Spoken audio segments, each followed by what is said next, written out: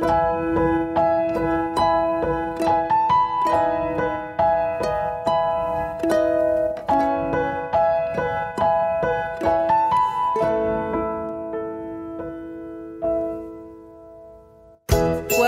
to my next edition of The Extraordinary Life with Jean Rule. I'm finishing up my series on adoption and foster care, and there's no one greater to finish that up with than my good friend, Emmanuel Huang. Thank you, Emmanuel, for being here with me. You're welcome. I'm super excited.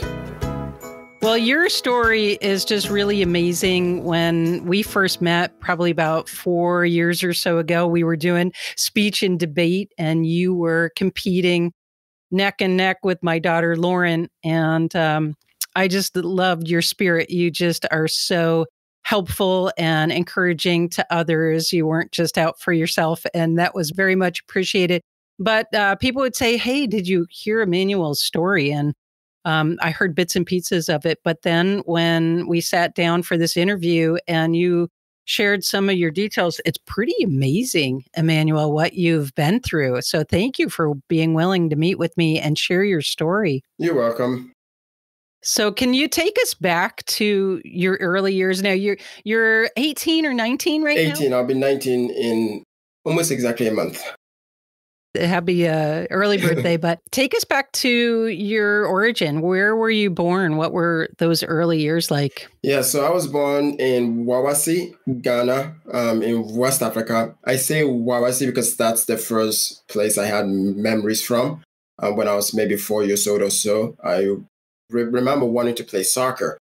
Now, the members of my family that I lived with, my mom, one of my older brother named Peter, and then now and then a niece or nephew. So that is to say that I never knew my dad. I was the youngest of 7 or 8 siblings, and all my siblings were half. So as far as I know, my mom married again after having the rest of my siblings, and then I was the only child in the second marriage, but I never knew who my dad was. Mm. Now, Ghana is West Africa, correct? Yes, it is. The bottom tip of West Africa. I know it has a long history dating back to, I don't even know, 5th century. Kofi Annan, I believe, was Secretary General of the UN. So it has a long history. What year were you born? 2002. Yes, I had to think about it because most doctors say I'm older because when I got adopted, I had to make up a date of my birth. So, okay. And what were the circumstances that you left Ghana? Your mom had other children and at some point chose to give you up for adoption, correct? Yeah, so I was 6 years old. Yeah, so unlike other kids where the parents, let's say, die and they're in foster care and stuff, it wasn't like that with me. My mom loved me, and it was because she loved me and wanted to give me a better life that she said, probably it's best if you get adopted. So it was the main purpose was to give me a better chance of trying to achieve a higher life. Mm. Were you taken to an orphanage? Were you part of a service or a ministry that connected Americans with, orphan? You wouldn't even have been considered an orphan at that point. How did that come about? So yes, my niece and I got adopted together. Her name was Gloria. So then she and I went to an orphanage in Accra, the capital of Ghana. And there I saw a lot of my other niece and nephews also going there for adoption to get a better life. So I was put into an orphanage. And were you there for that long or? A year, maybe a year and a half. Yes. Do you have any feelings or emotions that you can remember back then? I can imagine we have an adopted son, 6 years old right now, and I just can't picture just driving him to an orphanage and saying, okay, I'm going to leave you here because I want you to have a better life and a better quality of life. I just would imagine he would just be a basket case. Do you recall Yeah. any emotions back then? Yes, but not exactly what I right now I wish I had. It was more of an excitement. Like we did not travel a lot, so one day this orphanage person from orphanage came in and we're going to a course, so it was like excited. And then yeah, so I was mainly excited. I didn't have any clue what was going on, that I was going to be adopted or anything. I just went to this place and then they told me and say, we're trying to find new parents for you from America.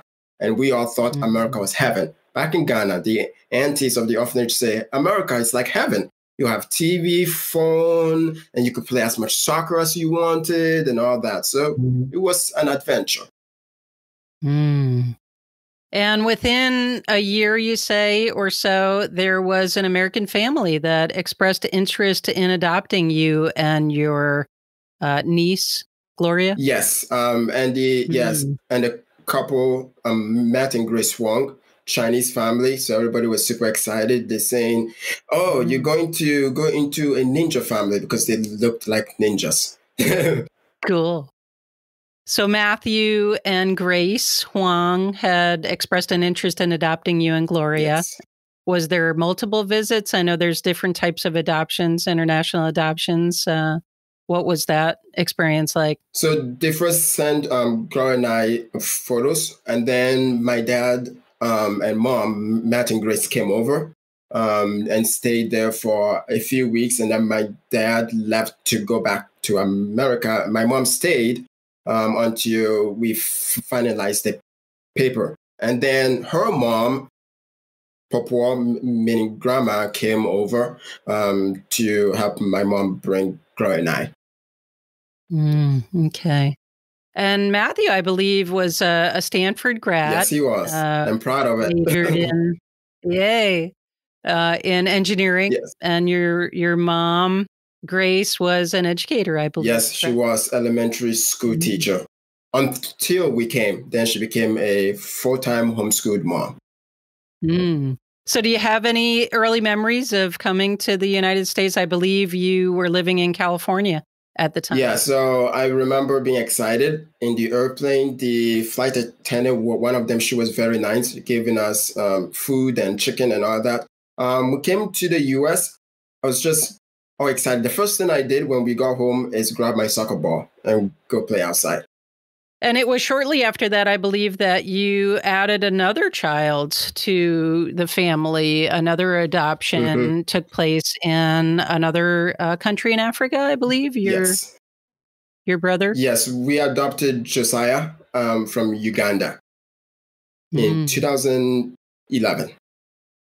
And now with a family of 5, it was shortly after that where your dad accepted a position to work in the Middle East. Yes. To build the infrastructure for a particular sporting event, which is yet to come, right? Yes. So yeah, my dad is a water civil engineer. So then he worked for a company called MWH, and he was transferred overseas to Qatar, very close to the UAE, to work in underwater infrastructure, partially because they are prepping for the next World Cup.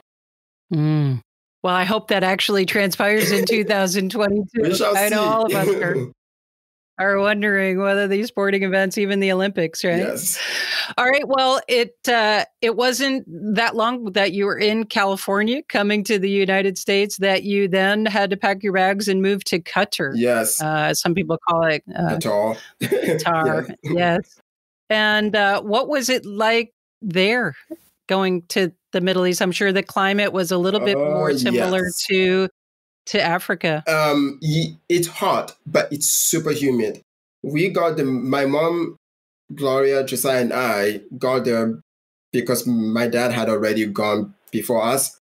When I first stepped out of the plane, it was like maybe, let's say, 10 in the evening.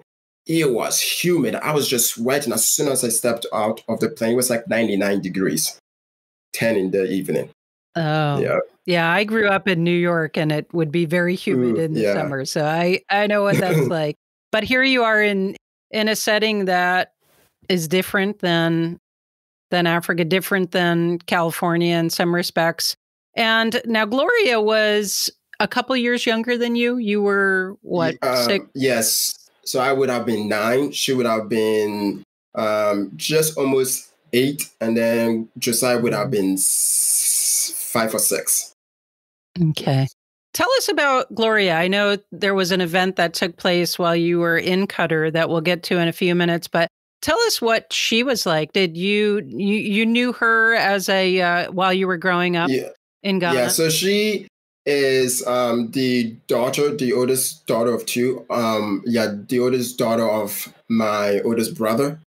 And so I first met her when I went to visit Cape, the town she was in. Now I didn't really like take a lot of notice of her because I had some stuff going on when I went over there playing soccer and stuff. But one thing I noticed is that her mom did not take care of her.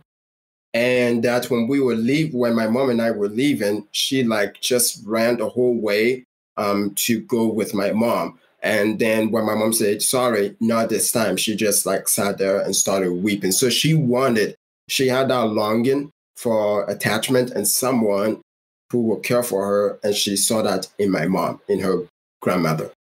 Yeah, so as I got to know her through the adoption and stuff, she's adventurous. She like tries new food, new words, like learning English. She's like, I want some water, water, water. Yes, and then she loves to dance. I play the drums, and every time I pick up the drum, she's like dancing and dancing. Yes, and we call her the little princess. Fun. I love her name. And she had some health issues though. Did that start back in Africa, in Ghana, long before she got adopted, or was that something that seemed to materialize shortly after the adoption? As far as we know, we are not sure if she had health issues and what those were. I mean, of course, in Ghana, not fed well, not having good, like, healthy environment, there were some issues.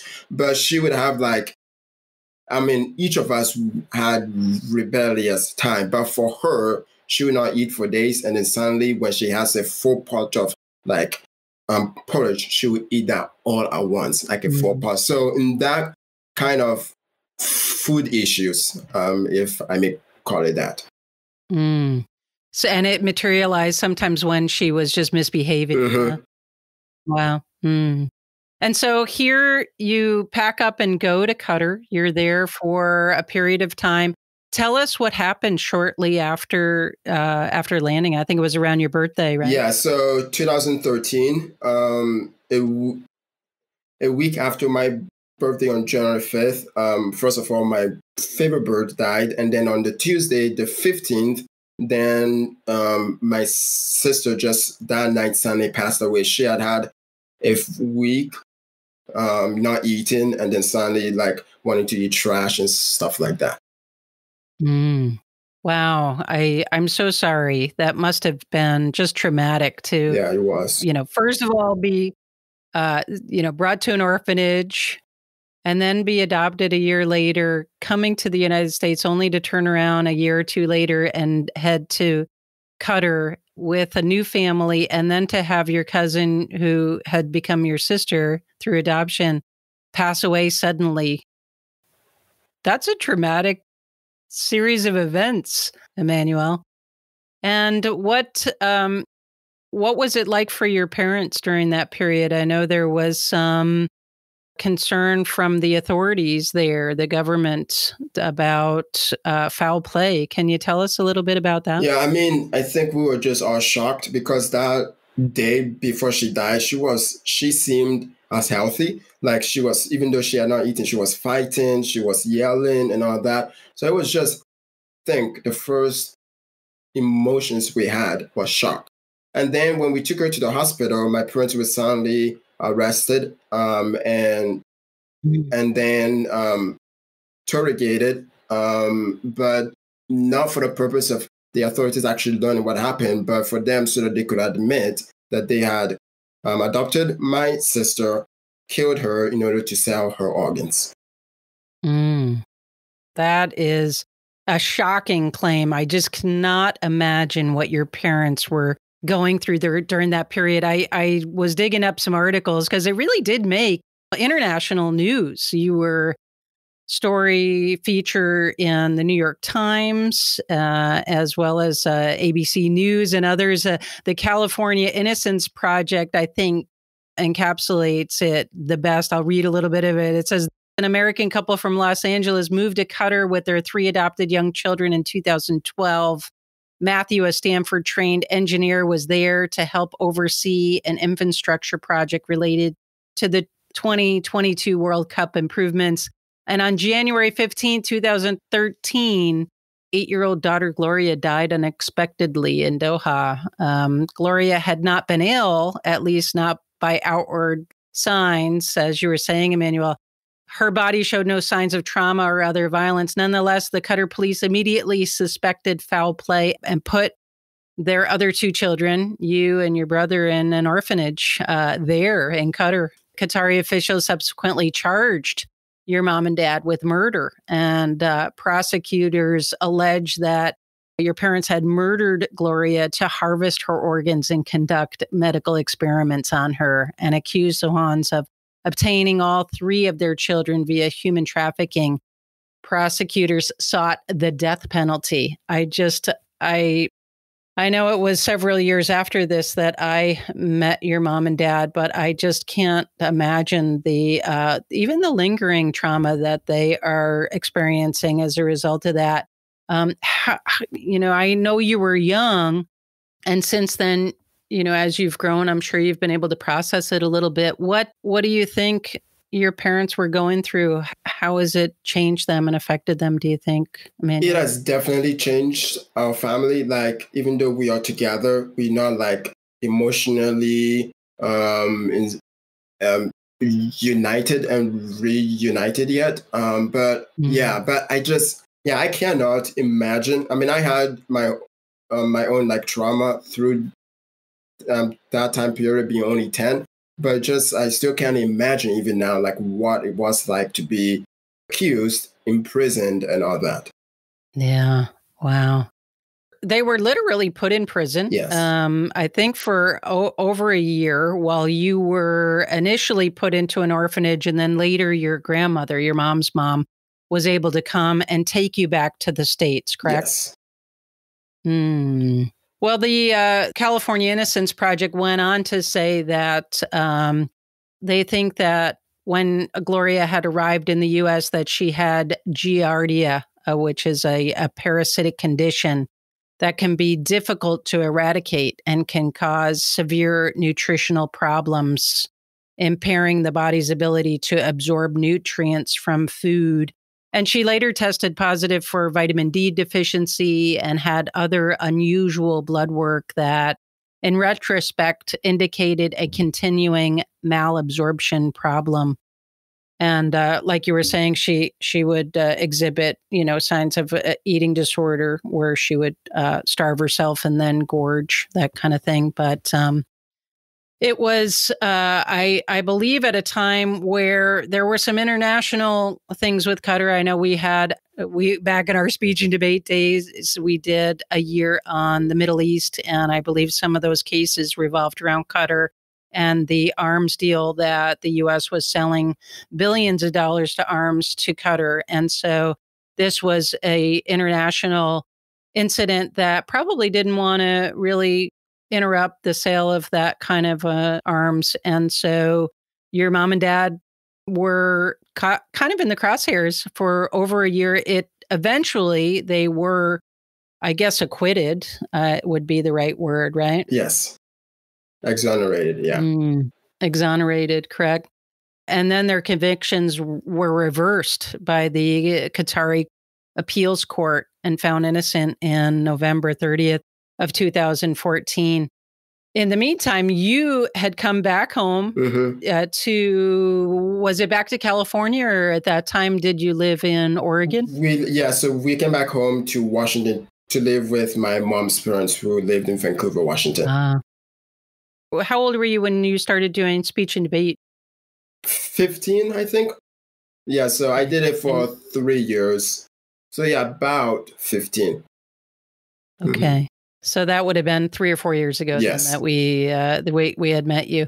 What was it like coming back to the States? That you were then separated by your mom and dad for a period of time before they were exonerated and got released to come back to the States and be reunited with you and your brother. What was, life in the U.S. like that second time around for you? Well, did you find your cell phone in your backpack and play soccer all the time? Nope. I didn't have a phone till actually just like a year ago. Yes. It became a different life. It became a life filled with appointment with therapists. We had therapists like more than twice a week. And then it was just a life of like, okay, so I am here waking up. I'm like, where am I?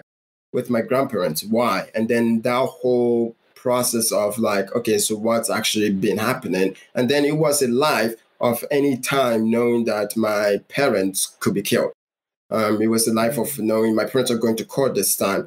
Pray, because they might be killed. So it was just, I tried as best as I can to live a regular life. And I think I succeeded in some part because my way of coping with things, at least in the past, sometimes now too, is I will fill my mind with other stuff. So I wasn't like involved in my emotions.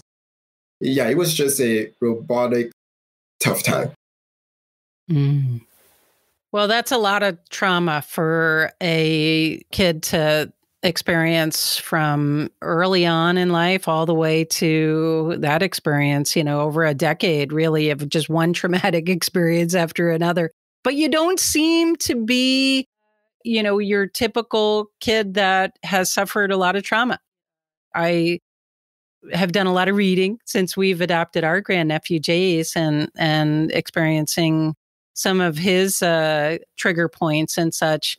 I just see you as kind of a happy-go-lucky, always encouraging other people kind of person. Where do you get that from, Emmanuel? Where do you think that comes from, that ability to kind of bounce back from some of the things? Do you think it just hasn't hit you yet and it might be later in life, or have you just been able to process stuff? Yes, I've definitely been able to process stuff. This past year, 2 years has been really helpful, going to therapists and talking through stuff.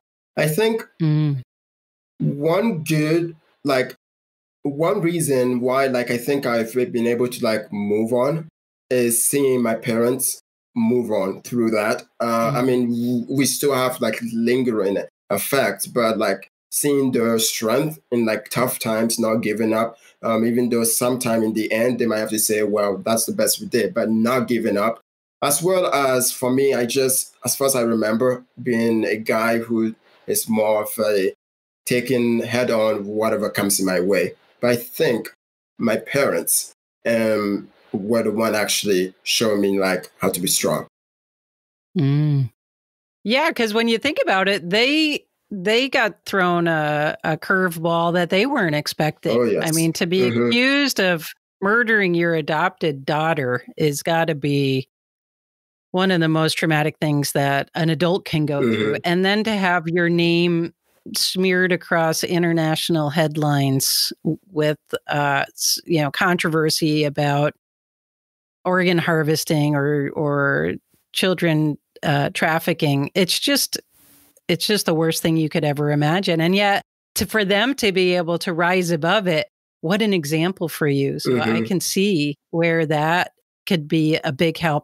I know our little guy, Jace, is going to some play therapy right now, probably for the last, I think we've maybe done a dozen sessions. And you can't underestimate the power of just playing and talking and seeking out some professional help.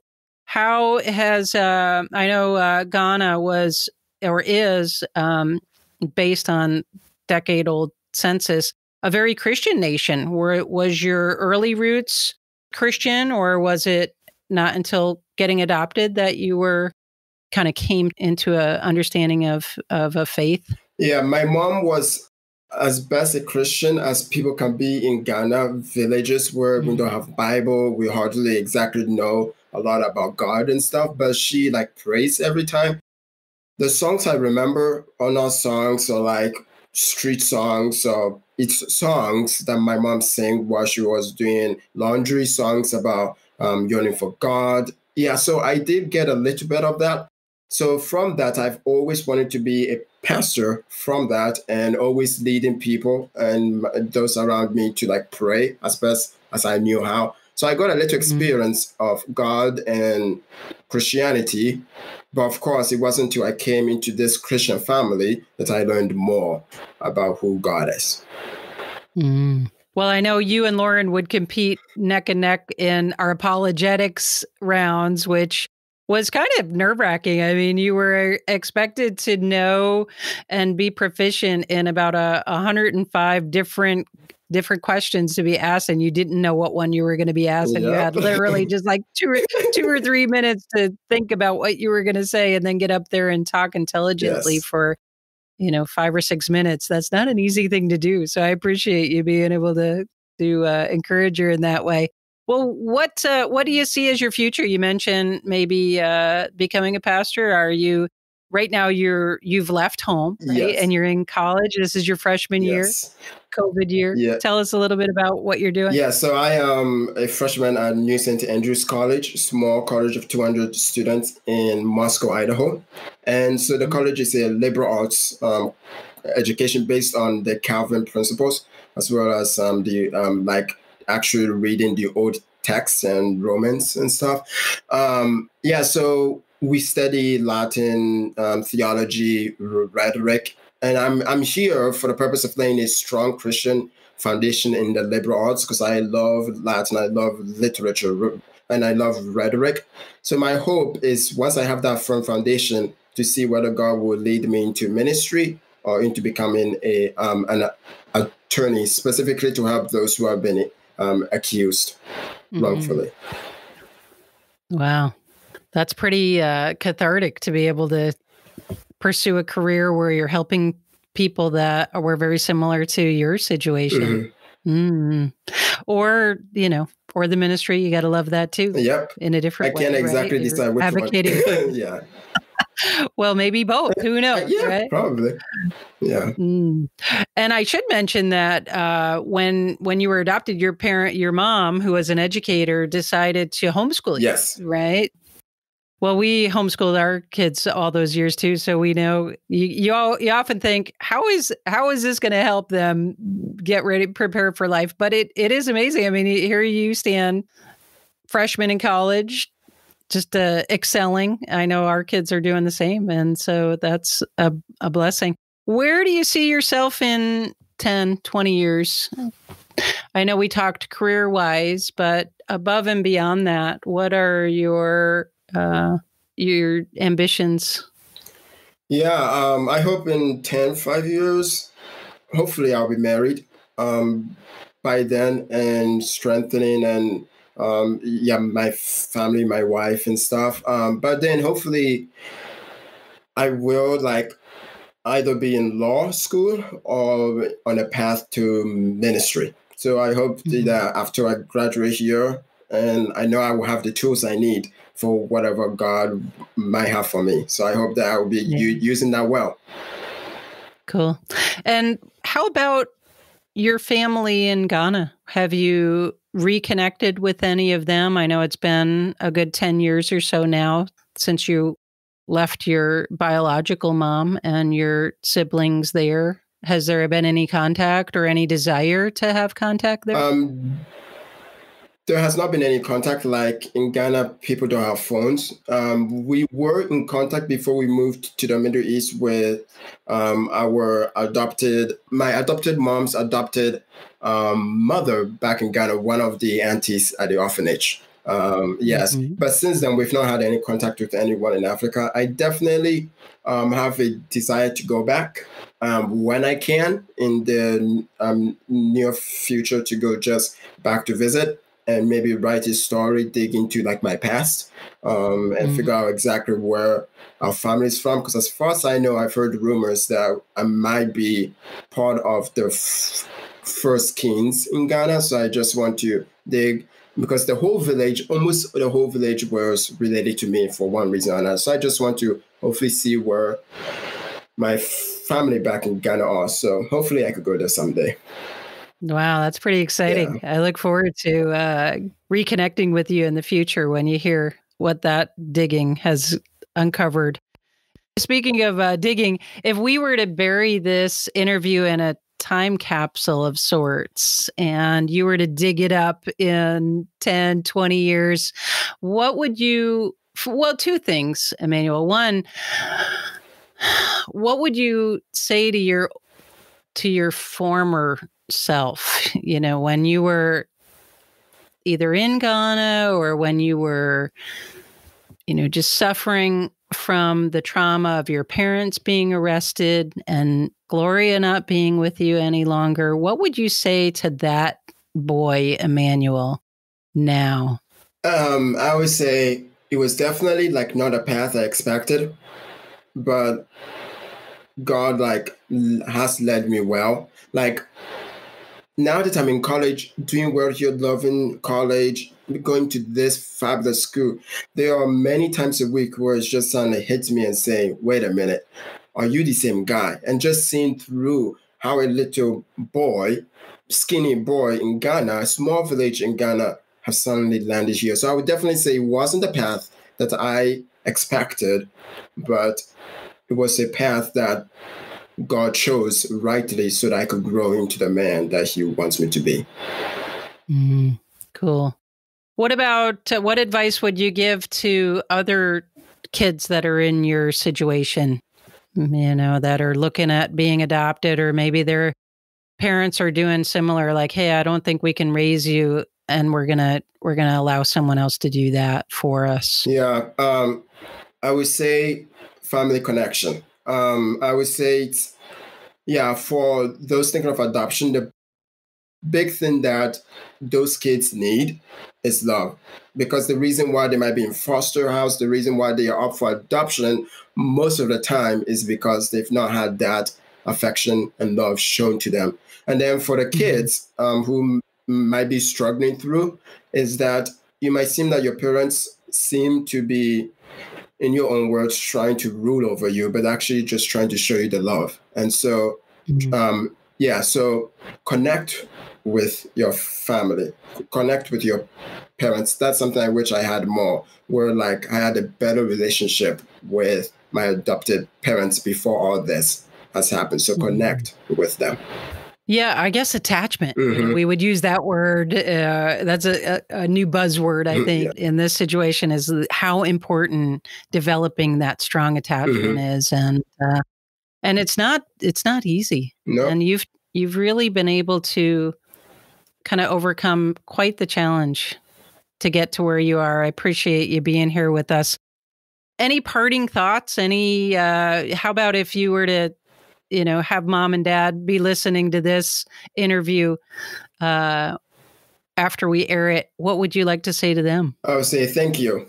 Thank you for showing me example of what it means to be strong men and women. It has not been easy. Adoption is not easy, but putting their faith in God is what actually brought them through, and it was actually what showed me how a strong man and how a strong woman can go through hard times. So I will say thank you. I'm very proud of them. Yeah. Well, I was impressed by them when I met them a few years back, and, I'm impressed with your whole family. So there you go. I thank you for being on my program. I appreciate your insights, and I know those that are interacting with you in college will benefit from it, and we'll circle back around another time and see how you're doing in post-college years. How about that? Yeah, thank you. It's been an honor. All right. God bless you, Emmanuel. Thanks again.